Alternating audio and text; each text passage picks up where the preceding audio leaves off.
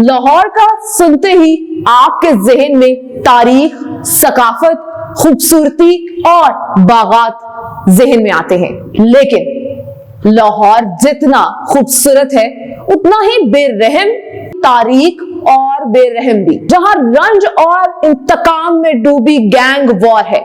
लाहौर की गैंगस्टर और gang war की अगर बात की जाए तो ऐसे नाम सामने आएंगे जिनका पहले आपने कभी सुना भी ना होगा, जिसमें सबसे बड़ा नाम टीपू ट्रकावाला का था, जिसको लाहौर एयरपोर्ट पर कत्ल कर दिया गया था। टीपू ट्रकावाला की मौत की खबर जंगल में आग की तरह फैल गई।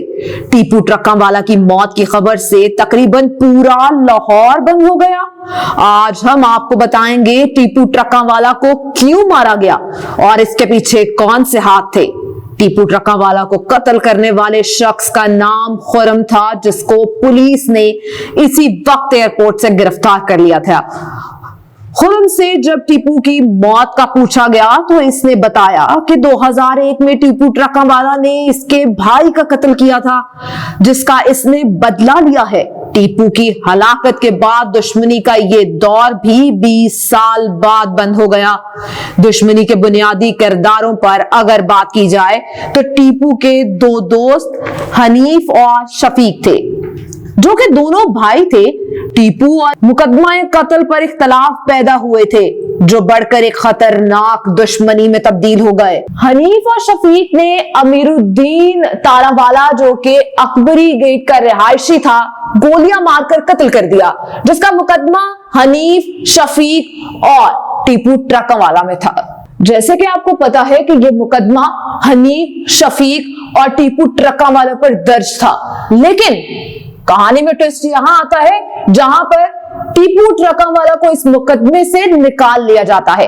हनीफ और शफीक को इस बात पर बहुत गुस्सा था कि बिल्ला ट्रकावाला, जो कि टीपू ट्रकावाला का वालिद था, उसने टीपू ट्रकावाले को इस मुकदमे से निकालकर हनीफ और शफीक को इस मुकदमे में फंसा दिया था। इस रंजिश को दिल में रखकर हनीफ और शफीक ने टीपू और इसके बाप को कत्ल करवाने के लिए बहुत से हमले भी कराए, लेकिन दोनों बाप बेटा महफूज रहे।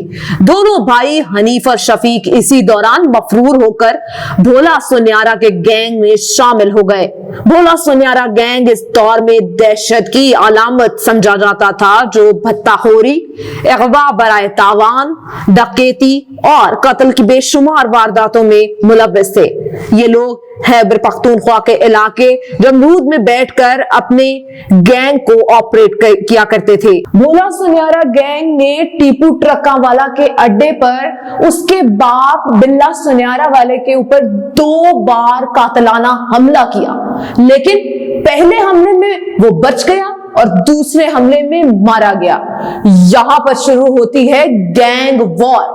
टीपू ट्रकावाला ने यह ठान ली कि वो अब अपने बाप का बदला भोला सुन्यारा गैंग से लेकर रहेगा।